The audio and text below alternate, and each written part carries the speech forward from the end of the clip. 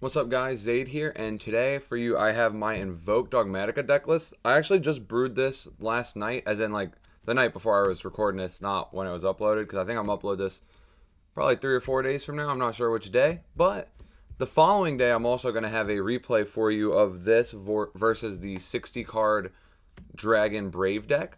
I thought the replay was really cool, my opponent was high rated, and it was a cool showcase of this deck. Real quick before I get into like the full-fledged deck profile, some interesting things to look at. Schism and Maximus are in the side deck and not the main deck. The theory with this deck, I'm also playing double fleur-de-lis, which people don't typically do.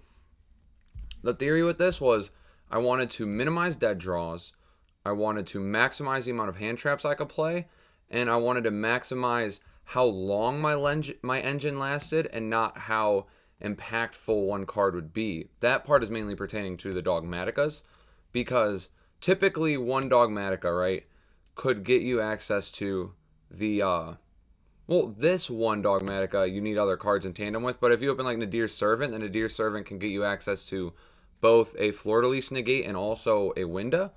But playing that combo, you are more susceptible to a card like Droplet, whereas this list currently isn't, because you put up a mediocre board, but you're going to have like 2 to 3 hand traps in hand at least. And it also makes your deck less consistent, because you're going to sometimes dead draw the Schism, sometimes dead draw the Maximus. You're also going to, Maximus is only good going first, in my opinion. And so that's 50% of games right there. Like 50% of the games that you draw this card, it's going to be bad, or it's not going to be worth searching. And then on top of that, when you're going first, right, and you do draw it or have access to it, there's going to be a percentage of those games. I don't really know how to give an exact figure on that, but there's going to be a percentage of games where Maximus is dead or less impactful, because they're going to play cards to utilize it. So like you'll go Maximus, they'll send 2, and those cards will benefit them. And in a deck like this, where it's very control oriented, I didn't really want, on top of this already being dead 50% of the time, I didn't want that other 50% there to be times where I'm actually giving my opponent more than I'm taking away. And lastly, in regards to this engine not being in the main, you're going to force them to respect its existence even though it's not in your deck. And then the engine lasts longer now because I put the punishment in that's typically not played anymore, and the second Fleur-de-Lis. The reason I'm okay with this being at 2, even though this is technically a dead draw 2, is because if you draw this with a hand trap, they're going to be normal summoned. You make all Mirage special this, make DPE. So it's less dead because it's actually like kind of an extender. And so now I'll get more like into the actual list and talk about it as we go. I'm also going to play this deck at a local soon, I think. I'll probably change it a little bit, but that being said, let me show you the list. And 3 Alistair, 6 Alistair, 7 Alistair. 1 Invocation, because like I said, I'm trying to reduce bricks. This deck plays a lot of bricks for a deck that's supposed to be control oriented, and I don't really like that, because your objective in a control deck like this, this isn't even mid-range. I think it's like pure control. Like you put up 1 or 2 interruptions, you have hand traps, and you whittle them away, because like your interruptions are going to keep coming back. Like 1 Alistair gives you a Macabre, yeah, but then the next turn it gives you a Macabre or a Purgatrio, and the next turn it gives you whichever one you haven't summoned yet. So the engine goes long, and you want the games to be drawn out, and in drawn out games, I don't want to draw these dead cards early and then not even be able to draw the game out because I bricked. Or B, I don't want to top deck into dead cards later on as the game progresses. I want to be furthering my game state each time, not like it getting worse as turns progress. And then I played double Nadir's Servant, triple Ecclesia, 1 Punishment, and 2 Fleur-de-Lis. Like I was saying, these are extenders to make the DPE. So like if you brick on hand traps, you don't really brick, you make DPE. And then 2 DPE, 2 Fusion Destiny, then the 2 Garnets. So the most amount of Garnets I'm playing here is 3, because I'm playing the Invo and these 2, and that's already like a lot for a 40 card deck. And so playing the second Invo seems crazy to me. Playing these 2 that are dead draws, like I'd really rather not play 6 dead cards in my 40 card deck. And like you could argue a card like Punishment and this are, but like I said, this can make the DPE, so it's not like really a brick. You can play with the card. It's not dead in hand like those others. And then Punishment starts your engine, because Punishment can send the Ash Dragon, pop a card, and then it's going to get you into Ecclesia, which will get you into the Fleur-de-Lis, and now you're playing the game. So it's like a slow starter / interruption. Then triple Prosperity to dig for what you're missing, or if your combos go through, then you're going to grab the hand trap that's most impactful. It's also crazy games 2 and 3 when you go first to dig for side cards. Then the most important part, hand traps. triple Ash, triple Nib, triple Veiler, triple Ogre, double Bell, triple Imperm. Bell is the only questionable one, honestly. This is like, because I'm playing on DB and I'm playing on the ranked ladder, I'm going to fight mirror matches, and I think that the mirror match is a weird matchup. If they play dolls in their deck, like not just Winda, but actual dolls, it becomes kind of just a bad matchup. And then the regular matchup, I don't know this mirror well. And so I just wanted to have a hand trap that is going to be able to trade with cards like Nadir's Servant, potentially Invocation if they don't have Meltdown. And it also can like stop DPEs and Grave from coming back.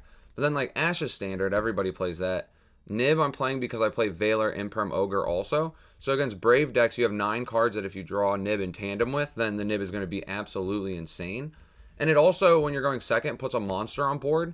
So like if you normal Alistair, search, even if it gets interrupted, like you're making DPE. And if you normal Alistair and it doesn't get interrupted, you're making DPE Mechaba because you're going to link with this and this. And then the extra deck, I think, honestly, I'm going to cover the side deck first. For going first, I got triple D-Barrier, Maximus, Schism. I almost just like hard want to cut Maximus, Schism from the list because it takes up so much extra deck space, and there's a lot of tech cards that I want to like try. I want to try the Light and Dark Charmers in this deck. I want to try, what was the other card I was thinking of? I want to see if there's like any rank 4s to play. Like I was playing a Sword Soul deck, you guys. If you're watching this, the deck profile is already up, so you can check that profile up on my channel. But I was siding these token collectors in that deck also. But I was playing Gallant Granite and Zeus in the side deck. So that when I side these in, I could side that in and have a play if I open like token plus Mo Yi. But in this deck, I could do that too, where I would token collector them, normal Alistair search, and then I could overlay, detach the token collector with Gallant, search Nib, and then attack, make Zeus. And then I've got the token collector, the Nib, the Zeus. I've got the Invo in hand. If I have a way to get a light, I could also put the Mechaba out. And that just, it seems really powerful to me. It's worth considering. And if I do try stuff like that, I'm going to have to cut these. But if I do cut these, I think I'd make them shared rides or something. Something that in other grind matchups is going to give me a lot of tempo. Especially with all the hand traps I draw, like, they're going to have to stop and pass to you or you're going to win the game. But then I also side 3 Phantasme, 3 Token, 3 Lancia. The Phantasme and Token, same thing. Like, you use them going second, put them on the board, get the value out of what they do, and then you normal summon Alistair, and you have DPE Mechaba for 1 Alistair. Because, like, these cards already serve their role. So it's not like you're losing a resource when you get rid of it. And on Lancia, this card is weird to me in this kind of deck. I honestly could see myself cutting it because, like I said, it's a slower tempo deck. And a lot of these hand traps trade with cards either 1-for-1 or positively. This kind of does the same thing. This trades for cards but is a permanent floodgate until they out it. Whereas this is a floodgate for the turn, but then when your turn rolls around, all you're doing is putting up 1 or 2 guys. Like, it's not substantial. And then they still have all their cards. So this might go. And then lastly, I've got the Feather Duster triple D-Barrier. I use the D-Barriers going first, and Dusters is nice to dig for off Prosperity and back row matchups. And then the extra deck, double Mechaba, 1 Purgatrio, 1 Augades, 1 Raijin. All this is standard except maybe Raijin, but I feel like you gotta respect Flunderies and play this card. Although technically, I don't even like really know if that's true.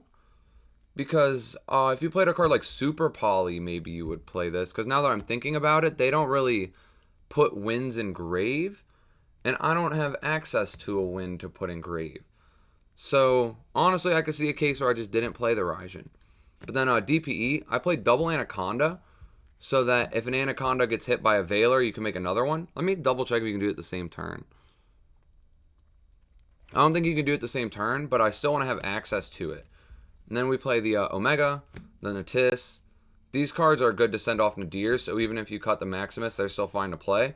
And then Winda, App Cologne, and Ash Dragon. Ash Dragon's also good to send off of Nadir's. But then these two in particular, if I cut this, I'll just cut those also. And those would be 2 spots. And then we play the Almirage and the Secure Gardener. These you have to play because of the Maximus. If I cut the Maximus, that's where a 3rd spot opens, though, because you cut the... I don't think I would cut the Almirage, honestly. So I would probably just keep these in. I was going to say you cut the Almirage and the Secure and play the light one, the one that takes a spellcaster to make. But the problem is I want Almirage to turn cards like Ash and Bell and Ogre into pseudo combo pieces. So that's the deck. It's mainly still theory. I've played like 3 matches on Dueling Book with it. I'm 2-1 so far. But I want to hear what you guys had to say about my theory in it. And then when I get to try this at a locals, I'll let you guys know how it goes. And thank you for watching.